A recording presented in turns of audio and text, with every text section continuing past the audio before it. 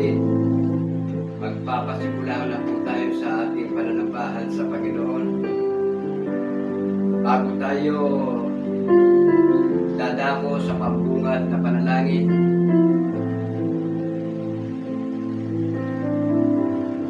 kailangan po anuman yung mga pagkakamali natin sa mga nagdaang araw. Humingi po tayo ng dispensa, patawad sa Panginoon, sapagkat ang kinakailangan sa ating pagsamba ay maging karapat-dapat po tayo. Alam po natin sa ating kapanahunan, gaya po ng mga narinig nating mensahe ng Panginoon, tayo ang inaasahan sapagkat tayo ang magiging binhi sa ating kapanahunan. Kaya yamang tayo ang nagiging binhi sa ating kapanahunan, kailangan maging karapat-dapat tayo sa ating pagsamba. At sa ating mga pag-awit, kung meron po kayong mga kahilingan sa Panginoon, huwag po tayong mag-alangan na maglambing sa Panginoon. Kaya maging ang mga kapatid sa Bugalyon, alam po namin kayo po ay naka-online sa ating pagsamba sa Panginoon, maging dyan sa New Zealand. Brother Rodigario, alam natin na ang Panginoon ay nakatunghay po sa ating pananambahan sa Panginoon. Kaya inaanyayahan po kayo na tayong lahat ay tumayo. Dadako po tayo sa pambungad na panalangin. Panginoon, maraming salamat po ng marami. Ikaw ang umaantabay sa amin. Inaalalayan mo po kami sa aming pamumuhay. Alam mo po ang aming sitwasyon, Panginoon. Kayo po ang nakababatid ng aming mga layunin. At alam po namin, hinahanap po ang iyong mga anak na magsasagawa ng tunay na pagsamba sa iyo. Narito po ang mga ilang mga tinawag mo po, Panginoon, sa iyong pananakawan, sa aming kapanahunan, Panginoon. Hinihiling po namin sa aming pagsamba kung paano ka nagpapakarana sa Bugalyon, Panginoon. Saan man po kami mapadako, ikaw po ang aming inaasahan na sasagot sa aming mga panalangin. Panginoon, ibigay mo po ang kagalingan sa mga may karamdaman. Sa aming mga pag-awit, Panginoon, naglalambing po kami sa iyo. Pakiusap po namin sa iyo, Panginoon, huwag mo po kaming bibiguin sa aming mga daig, sapagkat ang layunin po namin, mabigyan ka po namin ng kaluwalhatian. Sumasampalataya po kami, Panginoon. Ikaw po ang aming kasama at may gagawin ka sa aming pagsamba. Salamat ng marami sa pagbibigay mo po ng mga mensahe na siyang sariwang pagkain ng aming mga kaluluwa. Panginoon, pasensya ka na po sapagkat hindi po lahat na ire-record, Panginoon, sa papel. Subalit sumasampalataya po kami, ikaw muli ang magpapaalaala sa amin. Panginoon, salamat po ng marami sa abang kalagayan ng iyong mga anak. Ikaw ang nahabag sa amin at ibinibigay mo po sa amin ang mga sariwa na kailangan po ng aming mga kapwa sa aming kapanahunan. Sumasampalataya po kami, nakaugnay po kami sa inyong bugtong na anak, sa pangalan ni Jesus na aming tagapagligtas. Amen. Dadako na po tayo sa ating pag-awit. At pagkatapos ng ating mga pag-awit, kung meron pong mga nais magpatotoo kung ano ang ginawa sa atin o ginagawa ng Panginoon sa ating buhay, kung paano natin siya naranasan, huwag po tayong mahiya sapagkat tayo po ay nagpapalakasan sa bawat isa sa atin. Tandaan po natin tayong lahat Bagaman kakaunti po tayo, magkaisa po tayo sa tunay na pananampalataya. Ito po ang panahon, tandaan po natin, maikli na lang po ang panahon. Iupol natin ang ating buhay sa tunay na paglilingkod sa Panginoon. Kaya nga, binibidyo po natin at may i-upload po sapagkat nananawagan po ang gawain ito sa lahat sa ating mga kapwa, anumang lahi sa angmang bansa, nawa matipon ang mga anak ng Panginoon bago ang kanyang ikalawang pagparito. Kaya umaasa po ako sa ating pag-awit, aawit tayo ng ayon sa ating nilalaman ng ating puso. Hindi po nakukuha sa boses. Ang mahalaga, yung damdamin natin, yung layunin natin, yung ating pakikipag-usap natin sa ating Panginoon. Awit na po tayo.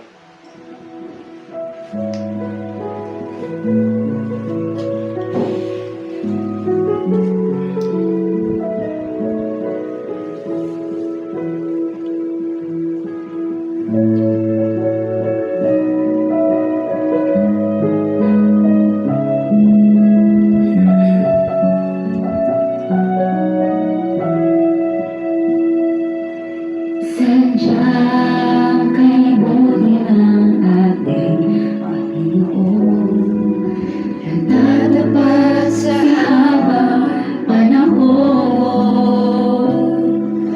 maging sa kabila ng ating pagkukulang, biyaya niya'y patuloy na laan.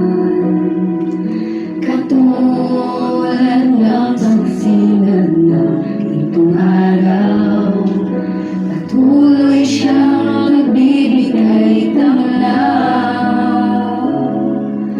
Kaya sa puso ko't damdamin, katapatan niya'y aking pupurihin.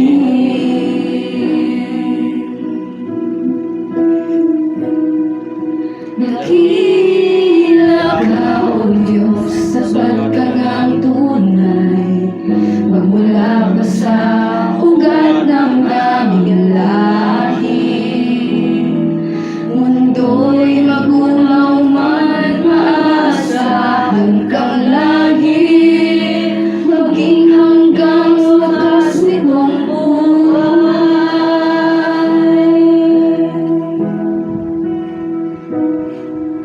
Kaya, O Diyos, ika'y aking pupurihin, sa buong mundo'y aking aawitin. Dakila ang iyong katapatan, pag-ibig mo'y walang hanggan.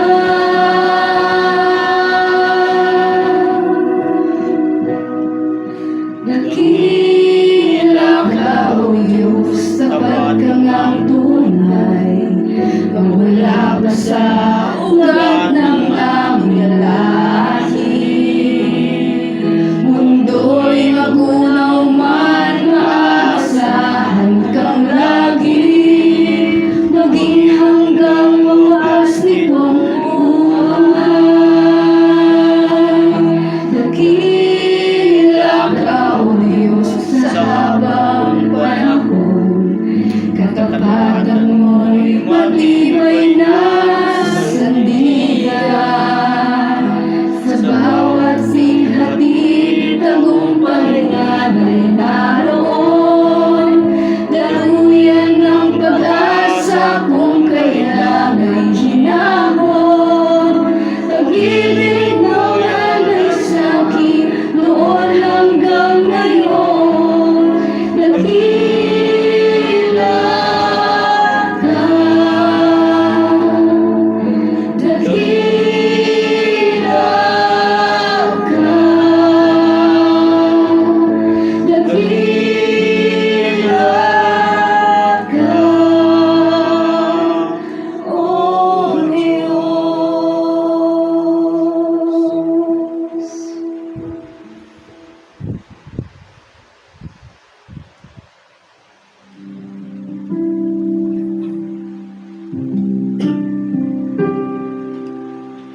Ang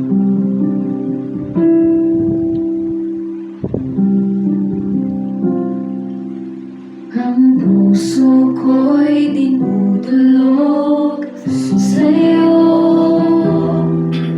Nagpapakumbaba, nagsusuma mo.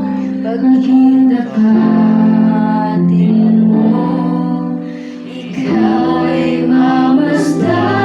Makagigikaan, sa'yo ay umisan. Ang puso ko'y dinudulog sa'yo. Nagpapakumbaba, nagsusumamo. Maging dapatin mo, ikaw ay mamasdan. Makalihikaan, sa'yo ay umisan. Loobin mo ang buhay ko'y maging banal mong tahanan. Luklukan ng iyong wagas na pagsinan. Daluyan ng walang hanggang mga papuri at pagsamba. Maghari ka, O Diyos, ngayon at kailanman. Ang puso ko'y dinudulog sa'yo. Nagpapakumbaba, nagsusumamo. Maging dapatin mo, ikaw ay mamasdan. Makagigikaan, sa'yo ay umisan.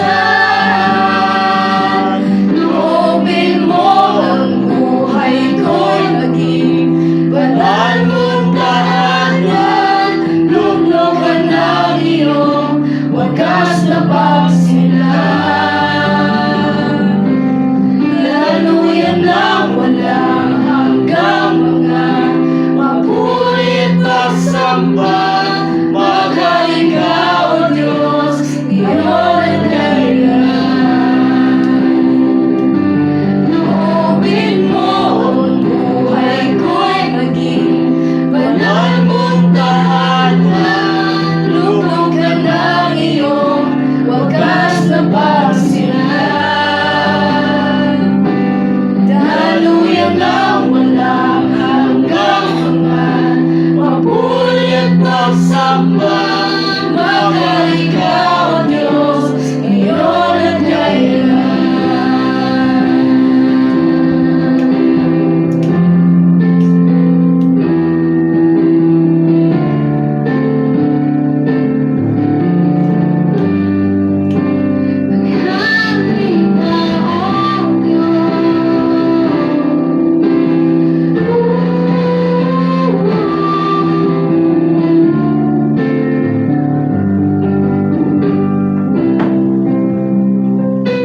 Loobin mo ang buhay ko'y maging banal mong tahanan. Luklukan ng iyong wagas na pagsilan. Daluyan ng walang hanggang mga papuri at pagsamba. Maghari ka, O Diyos, ngayon at kailanman. Daluyan ng walang hanggang mga papuri at pagsamba. Maghari ka, O Diyos, ngayon at kailanman. Dadako na po tayo sa patotoo. Pwede na po kayong umupo, mga kapatid. Pangunahan ko na, no? Una, nagpapasalamat po tayo sa Panginoon dahil noong linggo, tumanggap si Brother Bert ng banal na bautismo. At tayo ay sumasampalataya na ang kanyang pangalan ay nakasulat sa aklat ng buhay. At bago siya tumanggap ng bautismo ay tinanong ko siya kung siya ay napipilitan o may pumilit sa kanya. Sapagkat ayon sa banal na kasulatan, ang kailangan natatanggap ng bautismo ay hindi yung napipilitan. Kailangan sumasampalataya. Kaya sabi ko, mapalad ka sapagkat ang nagbautismo sa iyo ay ang gawaing ito. Tiyak ko ang kaligtasan at hindi tayo mabibigo sa ikalawang pagparito ng ating Panginoon. Katulad ng lagi kong sinasabi na bago tayo ginamit ng Panginoon, ang reklamo ko sa Panginoon, ano ang alam ko, ano ang ituturo ko. Pero ang Panginoon ang patuloy na nagbibigay.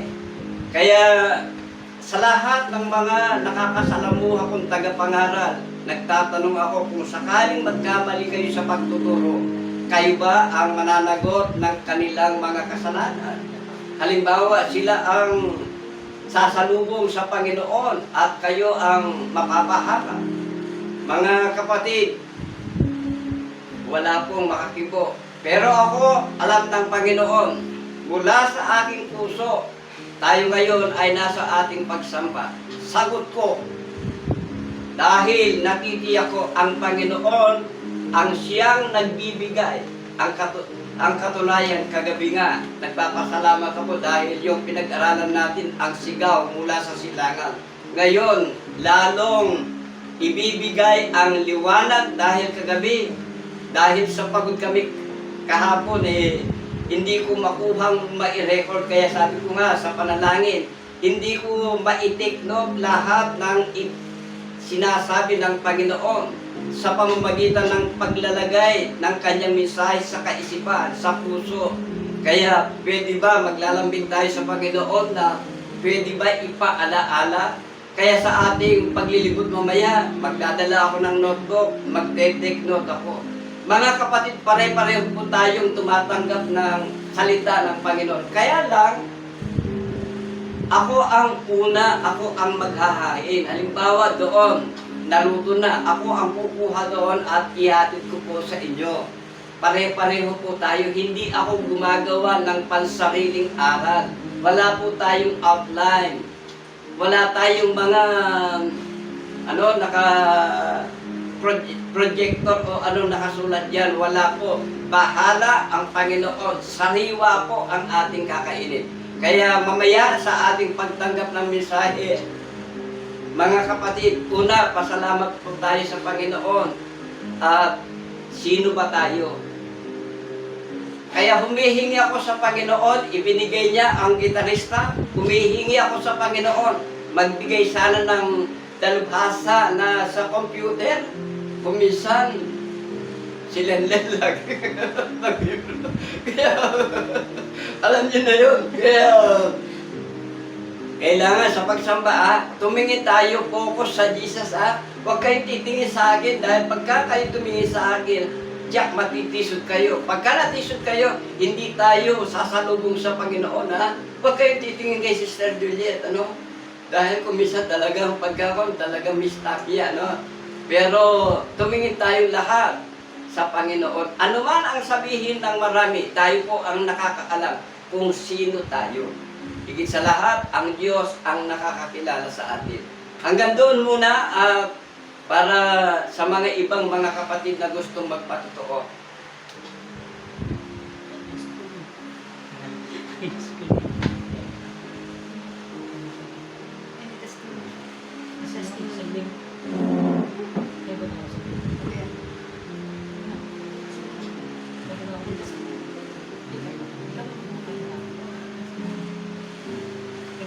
Si Brother Bert daw po. Si Brother Bert. Halika na, Brother Bert. Sa buga yun, ang lakas ng loob ko Ako namangha ako sa panalangin ko. Ganun ang panalangin. Ay, ganda namin na. Hindi, sige na. Sige na. Sige na. Patotoo, sige na. Ipakita mo. May bala ako, boss. Dito ko sa harap. Makita ka ng mga kapatid sa buga yun. Siguro muna pasa lang ng 20 minutes. Ano ba gising mo? trabaho ko sa kahit pusigla ka naman, naglaga. Saka, pasalamat ko itong magsalitang King Obra. Labi na po sa kardis yung pastor. Sabi ko kayo gano'n, sabi ko kakapit. Kuya Bert, Pero- pwedeng paso yung Tagalog. Tagalog daw. Hindi lang, papasalamat sa Panginoon sa trabaho natin. Naging sa purpose yung pastor, talagang iba yung gamit ng Panginoon sa kanya eh. Kahit mainit, nagtulungan naman. Hindi ako titigil, sabi nga, hindi ako mabakuha ng trabaho. Kaya lasakto-sakto kahapon, tumawag nga yung boss na ask daw ako ng bonus. Nagtuwag. Salamat sa Panginoon. Kasi sa pagka-thanks ko din, thank you. Kaya kay Brother Verse, thank you. Yun lang.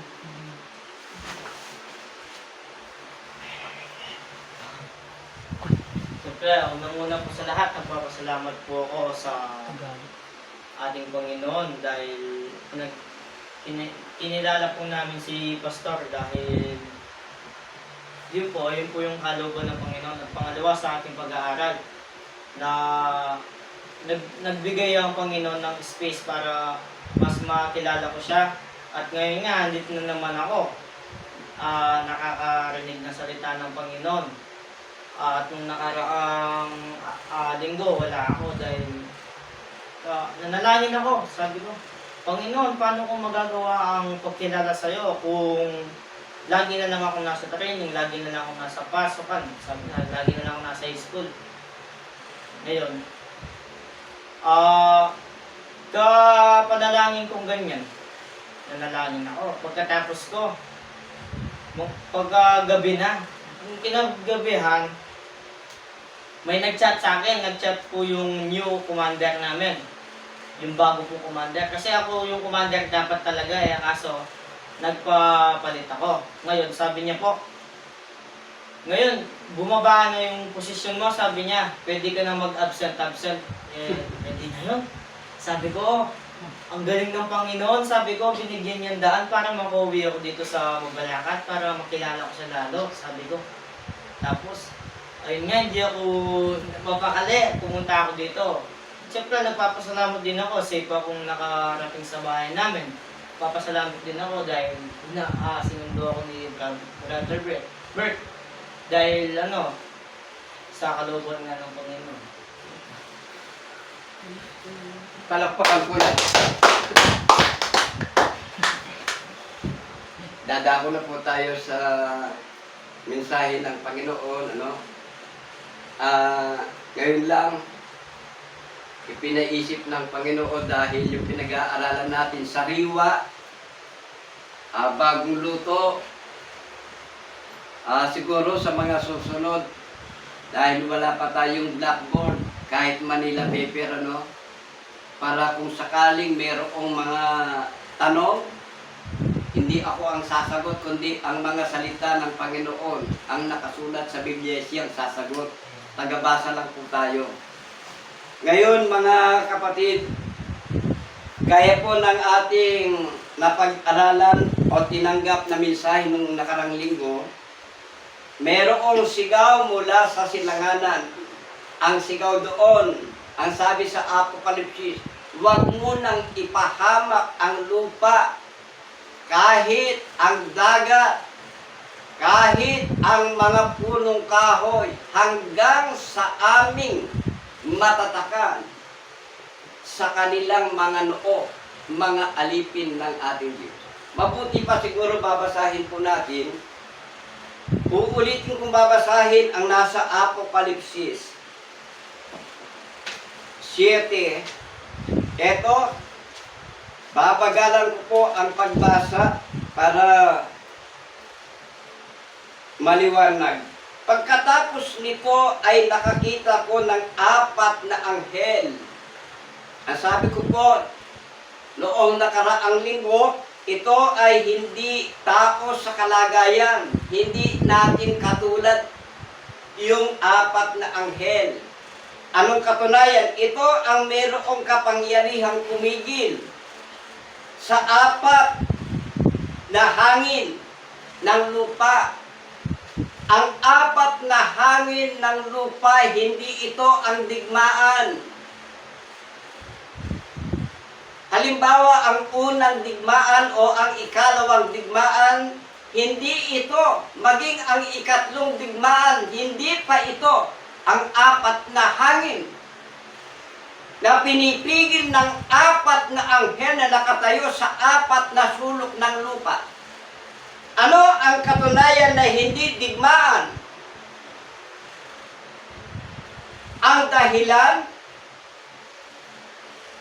kung bakit hindi digmaan, dahil ang unang digmaan at ang ikalawang digmaan hindi po napigil. Anong katunayan na hindi napigil? Sumiklab ang unang digmaang pansanlibutan. At sinundan pa ng ikalawang digmaang pansanlibutan. Hindi napigil. Nangyari.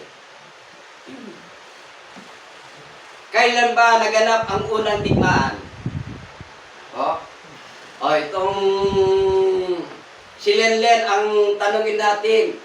Sige, graduate ng college ito eh.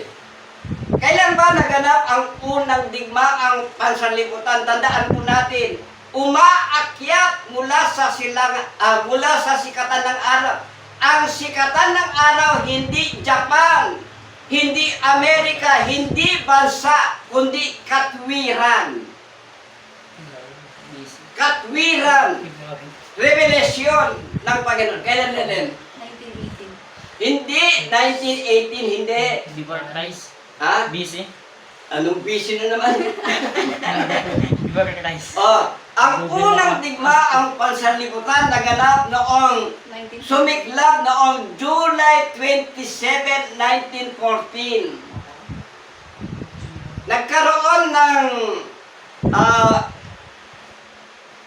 tumigil ang digmaan 1918. Hindi napigilan. Mayroon nangyari na patala sa kasaysayan. Bakit napatala sa kasaysayan? Dahil nga nangyari. Bakit nangyari? Para patotohanan na yung apat na hangin, hindi yan digmaan. Nakuha, Lele. Kaya, nananawagan po ko sa ibang mga tagapangaral, huwag nating hilahin ang panahon. Maghintay tayo ng takdang panahon. Sa bawat panahon merong, sa bawat kapanahonan, panahon ng pagkabata, panahon ng pagkabinata. Halimbawa si Josiah. Nagdibo ka na ba, Josiah? Hindi po. Yung lalaki, ilang taong ba bago magdibo? 21. Ha? 21 nata.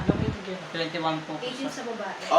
18 sa babae, pagpalagay natin sa lalaki, 21. Halimbawa, ngayon magdidibo siya. Wala pa siyang 21. Anong masasabi po natin? Anong masasabi ng mga klase niya? Nagmamadali kayo. Huwag kang magmadali. Darating yung panahon na ikaw ay pupunta doon sa edad na 21. Hintayin mo yun. Hindi ka pa binata. Binatilyo ka pa lang. Tama? Binatilyo ka pa lang. Kahit sabihin mong binata ka na, binatilyo ka pa lang. Kaya sabihin man ng marami na yung apat na hangin, ito yung digmaan, hindi pwede. Naganap eh.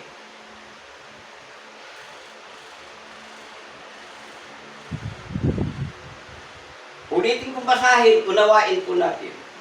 Pagkatapos nito'y nakakita ko ng apat na anghel na nakatayo sa apat na sulok ng lupa na pinipigil ang apat na hangin, hindi digmaan, upang buwan humihip ang hangin sa lupa o sa dagat man o sa anumang punong kahoy. At nakita ko ang ibang anghel na umaakyat mula sa sikatan ng araw na taglay ang tatak ng Diyos na buhay. At siya sumigaw ng tinig na malakas na nagsasabi, huwag ninyong pinsalain ang lupa huwag ninyong pinsalain ang lupa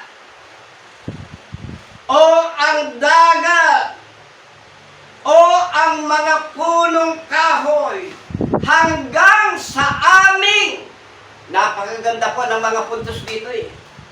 Ulitin ko sa 3 na nagsasabi, huwag ninyong pinsalain ang lupa. Tanong, napinsala ba ang lupa? Sala. Napinsala o hindi? Sala po. Ulitin ko yung tanong, napinsala o hindi? Napinsala po. Kung napinsala, bakit merong mga palay? Bakit merong mga punong kahoy na nagsisitubo? Bakit tayo kumakain ng bigas? Sapagkat hindi pa tama ang pangalan. Kaya ulitin ko yung tanong, napinsala ba?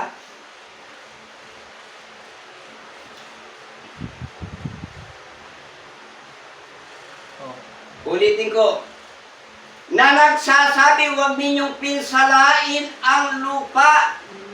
Hindi pa napinsala ang lupa.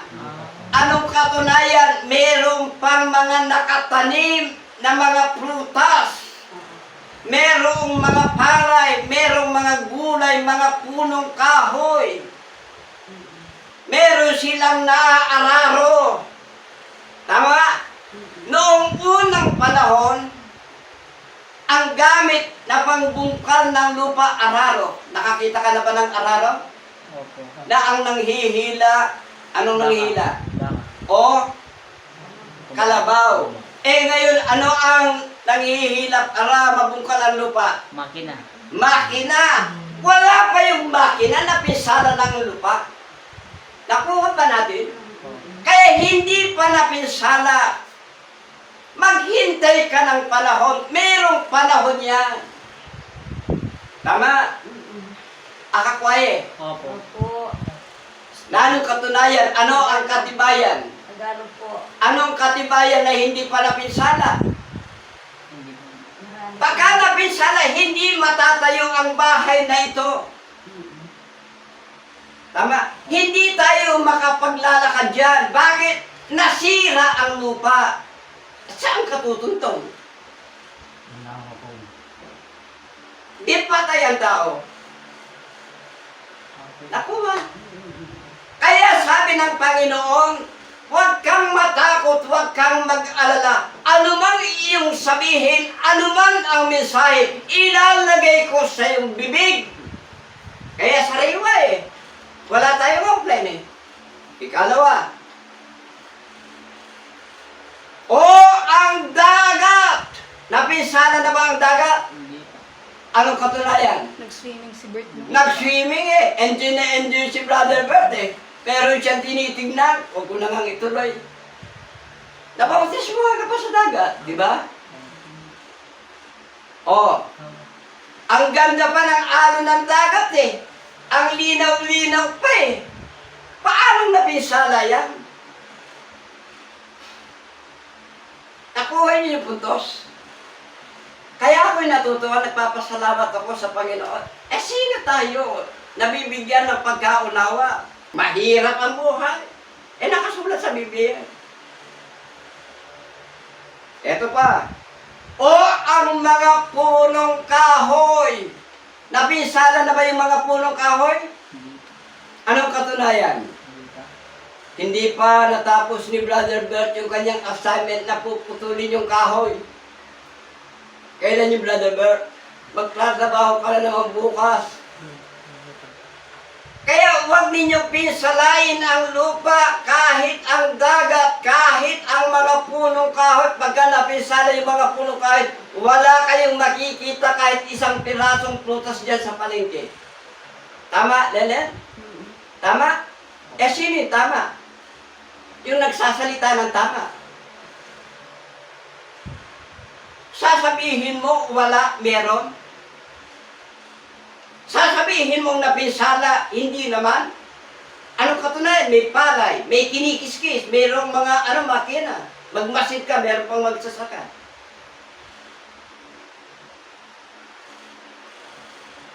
Meron kasing kasunduan eh. Bago mapinsala, merong kasunduan. Yung 4 na anghel anghel. Meron silang kasunduan. Anong kasunduan? Hanggang sa aming matatakan sa kanilang mga noo. Kaya kung ang digmaan na yan ang apat na hangin, tapos na ba ang pangangaral? Tapos na. Meron nga YouTube maraming tagapangaral nakukuha natin. Yan ang kasunduan. Halimbawa, tanggapin natin na yung apat na hangin, yan ang digmaan. Bakit nangyari? Di hindi pinakinggan yung kumakausap. Anong masasabi mo? Hindi sumunod. Yung kumakausap at yung kinakausap, parehong lingkod ng Panginoon. Hindi pinakinggan. Sino magagalit? Ang naglagay sa kanila sa katungkulan. Magagalit ang Panginoon. Kaya ang kasunduan, huwag mo nang ipahamak ang lupa, kahit ang dagat, kahit ang mga punong kahoy, hanggang sa aming matatakan. Bakit ganon ang pakiusap? 14:1 ng 1, ito ang pahayag sa atin. Halimbawa, pagka nangyari na yon, sa palagay nyo, nandito pa tayo sa lupa? Po? Ito, pakinggan po natin sa 14:1 ng 1, ito. Alam nyo itong mga puntos na ito, hindi ko pa narinig sa iba ito. Kaya sabi ko, original tayo. Bakit tayo original? Unang pinagpahayagan. Kaya kung meron tayong budget, kailangan ipa-copyright natin na hindi makokopya ng sino man. Tama? Kaya magpakatalino ko, huwag kang absent, brother. Ha? Opo. Huwag kang absent, mahirap ang walang pinag-aralan. Huwag mabagabag ang inyong puso. Sumampalataya kayo sa Diyos. Sumampalataya rin naman kayo sa akin. Sa bahay ng aking Ama ay maraming tahanan. Kung hindi gayon, sasabihin ko sana sa inyo na ako'y paroroon upang ihanda ko ang lugar para sa inyo. At kung ako'y pumunta roon at maihanda ko ang isang lugar para sa inyo, ako'y babalik. Ang pangarap ko ng Panginoon, ako'y babalik. Bakit? At kay aking tatanggapin sa aking sarili upang kung saan ako naroon, kayo rin naman ay dumuon. Kaya bakit hindi pa nagaganap? Bakit hindi pa nangyayari yung apat na hangin? Bakit hindi pa nasisira ang lupa, ang dagat, ang mga punong kahoy? Naghahanda pa ang Panginoon ng tahanan natin Kaya sabi niya, huwag kayong mabagabag. Huwag kayong maaburido, ibig sabihin. Maghahanda ako ng dakong kalalagyan. At kung naihanda ko na, babalik ako para kunin kayo. Bakit tayo kukunin? Ano ba yung apat na hangin? Ano bang mangyayari? Pakinggan po natin ang pahayag sa Apokalipsis.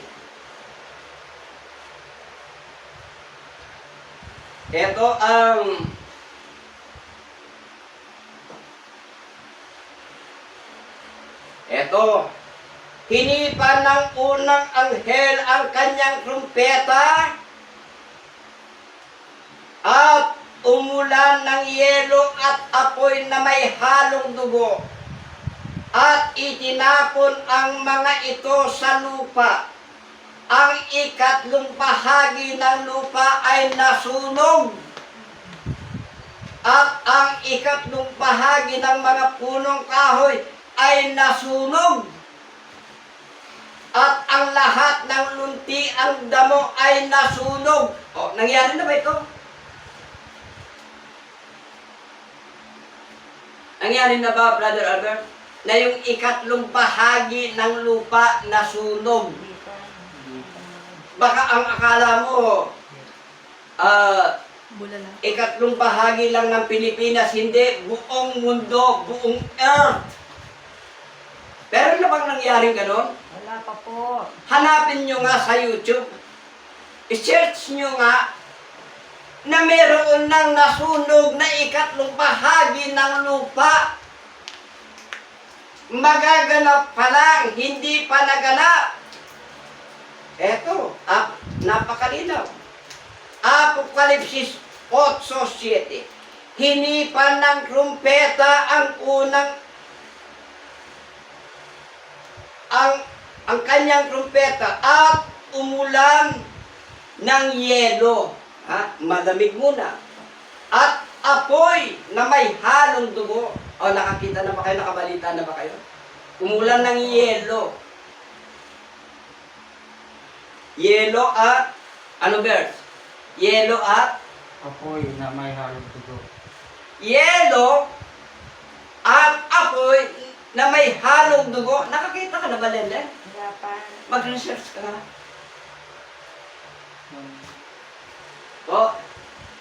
Kaya sabi ng Panginoon, huwag kayong mapaghabag. Huwag kayong maaburido. Kaya pakiusap ng ibang anghel, huwag muna. Hanggang kailan? Hanggang sa aming matatakan. Hanggang sa matapos ang pangangaral. Di tapos ang trabaho. Kailan ka magpipintura, brother Bert? Kailan ka magpipintura? Nag-block pa lang, magpipintura ka na? Nakakita ka na ba ng gano'n? Pagagalitan ka ng forma, ng engineer. Huwag ka munang maglagay ng mga, mga bobita na yan, maghintay ka. Kahit mason ka pa, maghintay ka. Naiintindihan ba ito ng maraming mga kumukuha ng mga masteran, mga doctorate, mga maraming sertipiko? Yung hangin, digmaan, ayun. Ano nagaganap? Dinidigma ang Taiwan. Sino? China. Hangin ba yan?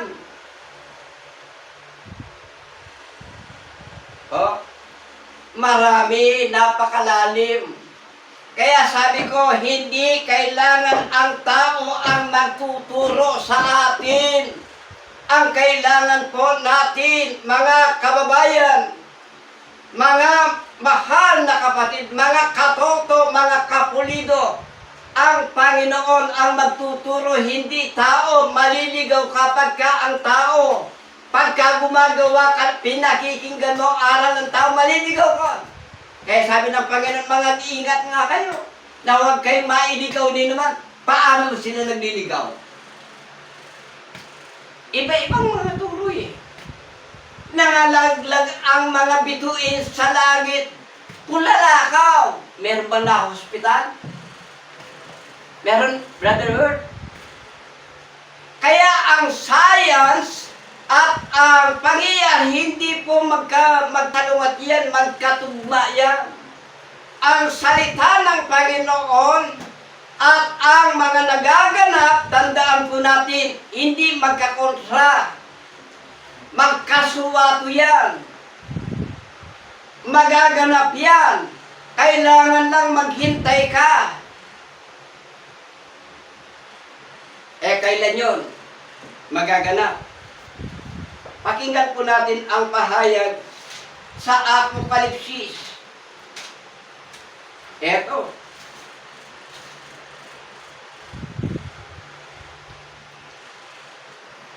Nang buksan ng kordero ang ikapitong tatak, nagkaroon ng katahimikan sa langit na may kalahating oras.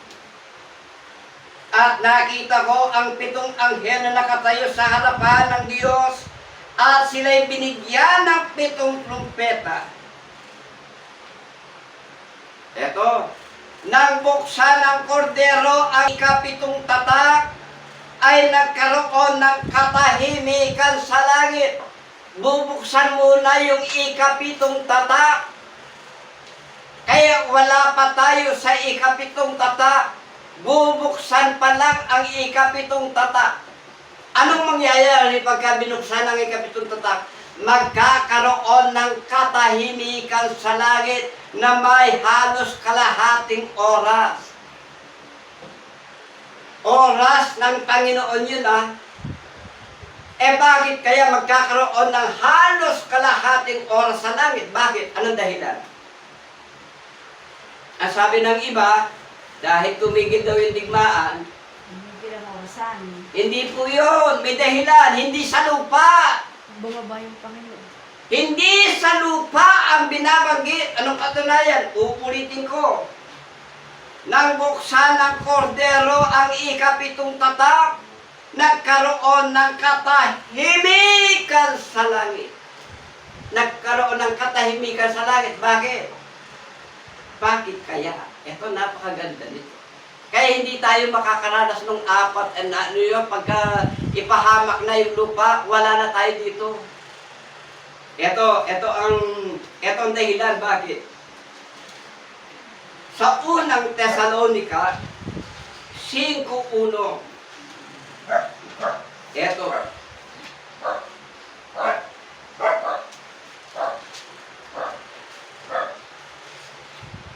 Tesalonica, ganito po ang pahayag sa atin.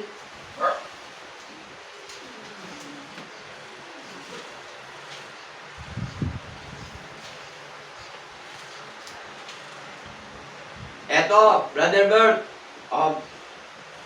mga kapatid, tungkol sa oras at mga panahon, hindi na kailangan mayroong isulat pa sa inyo, sapagkat kayo rin ang lubos na nakakaalam na ang araw ng Panginoon ay darating na gaya ng magnanakaw. Pagka sinasabi nila kapayapaan at katiwasayan, kaagad darating sa kanila ang biglang pagkawasak na gaya ng pagdaramdam sa panganganak ng babaeng nagdadalang tao at walang makatatakan. Sapagkat kayong lahat ay pawang mga anak ng liwanag at mga anak ng araw. Tayo ay hindi ng gabi ni ng kadiliman man. Kaya huwag tayong matulog ng mga iba, gaya ng mga iba, kundi tayo manatiling handa at magpakatino. Bakit? Nagkaroon ng katahimikan sa langit. Brother Josiah, bakit merong, ano pang ginagawa sa langit ngayon? Anong ginagawa? Kumakanta. Nag-aawitan ang mga anghel, nagpupuri sa Panginoon araw at gabi, pero sa panahon na yon, tahimik sa langit. Bakit? Bakit? What Lord is says? Ito na ang sagot. Sapagkat ang Panginoon mismo, Brother Bert, bakit tahimik sa langit? Sapagkat ang Panginoon mismo ang bababa mula sa langit na may sigaw, may tinig ng arkanghel, at may trumpeta ng Diyos, at ang mga nangamatay kay Kristo ay babangon muna. Pagkatapos tayong nabubuhay na natitira, ay aagaling kasama nila sa mga alapaap upang salubungin ng Panginoon sa papawirin. At sa gayon, makakapiling natin ang Panginoon magpakailanman. Kaya mag-aliwan kayo sa isa't isa ng mga salitang ito. Bakit tahimik sa langit, brother? Sapagkat ang Panginoon ay bababa mula sa langit. Bababa siya. Di tahimik sa langit. Sinong kasama niyang bababa? Mga anghel niya. Pagka bumaba, tigil muna ang awit. Stop muna. Bababa ang Panginoon. Bakit bababa? Sasalubungin natin siya. Aagawin ka. Nakuha ninyo? Kaya yung mga pangyayari, nag-aawitan sila ngayon, naghahanda ang Panginoon ng tahanan natin, ang pakiusap, huwag mo nang ipahamak ang lupa kahit ang dagat hanggang sa aming matutakan. Pagka natutakan na lahat, bababa ang Panginoon sa kanyang pagbaba, tahimik sa langit. Kailan ang pagdating ng Panginoon? Alam mo ba yung brother? Bakit hindi mo alam? Gaya ng magnanakaw. Ha? Walang kasabi. Oo nga, walang nakasulat na petsa. Pero nakasulat kung kailan darating ang Panginoon. Kailan? Pagbukas ng ikapitong tata. Bakit? Tahimik sa langit eh. Hindi inilagay ang petsa para maghanda tayo. Dahil, halimbawa ngayon, sa New Zealand, anong oras ngayon? Hindi alas 10. Iba yung oras. Kung ilagay dyan, kung dumating siya, ng, halimbawa nakasulat alas 10, dumating siya, ganitong petsa. Doon sa Amerika, iba naman. Paano yun? Di may problema. Kaya ang pagdating ng Panginoon, pagbukas ng ikapitong tata. Pagka wala na yung mga anak ng Panginoon, eto na, abangan po natin sa susunod, no? Pagka wala na yung mga anak, kinuha na, may magaganap, pakakawalan ang apat na hangin. Anong katunayan? Abangan po natin yan. Patuloy tayong humingi ng kaalaman ng mga kapahayagan sa Panginoon.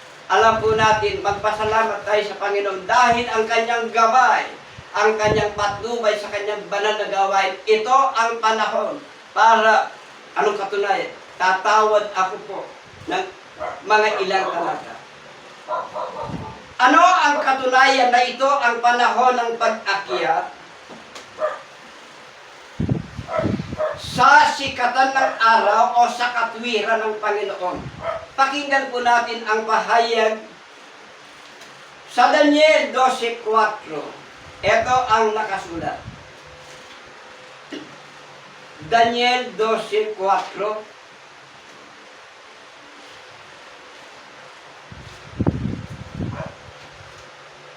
12:4 ng Daniel.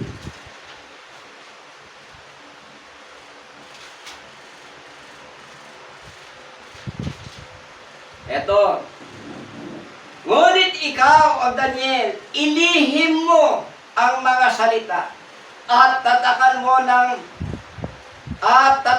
ang aklat hanggang sa panahon ng wakas. Marami ang tatakbo ng parito at ang kaalaman lalago. Sabi ng Panginoon, ilihim mo ang salita. Huwag mo nang sabihin, ilihim mo.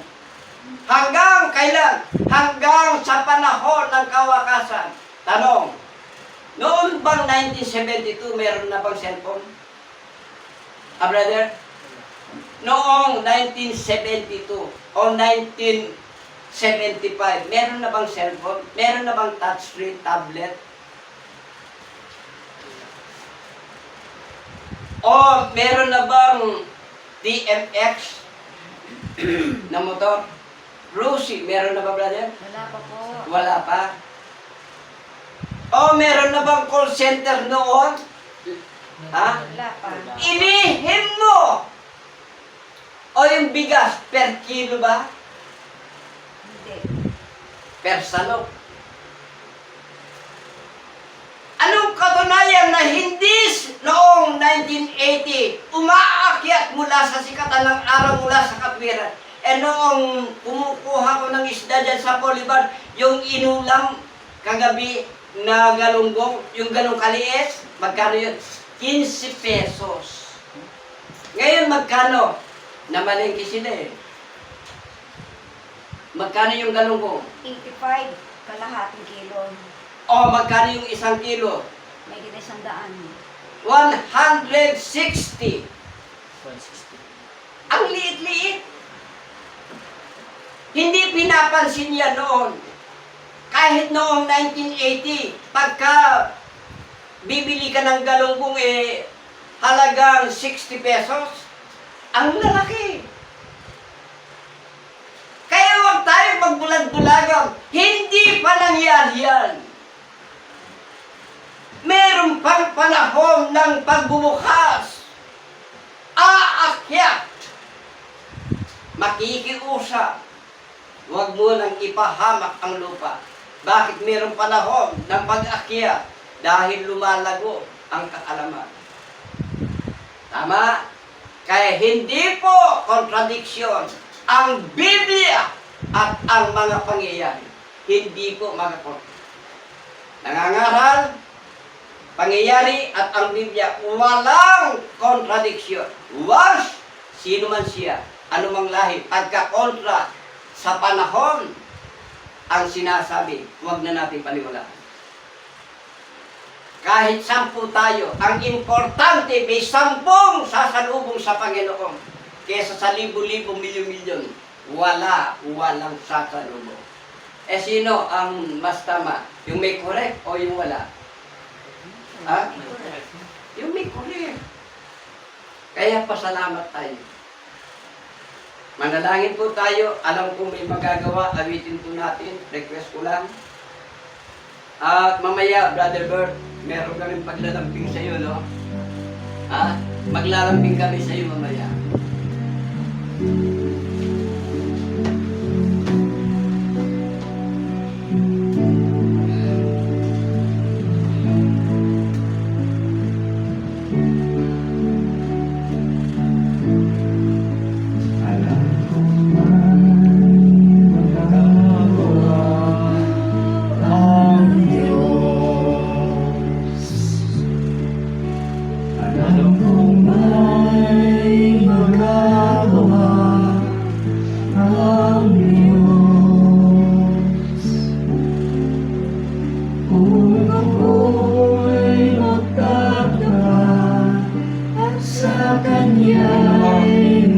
Salamat po.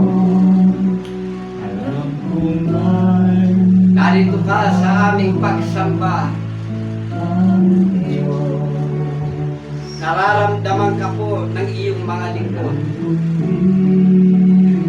Salamat po ng marami sa kalakasan, sa mga kapahayagan, sa mga ibinibigay mo pong pagkain ng aming mga kaluluwa. Maraming salamat po.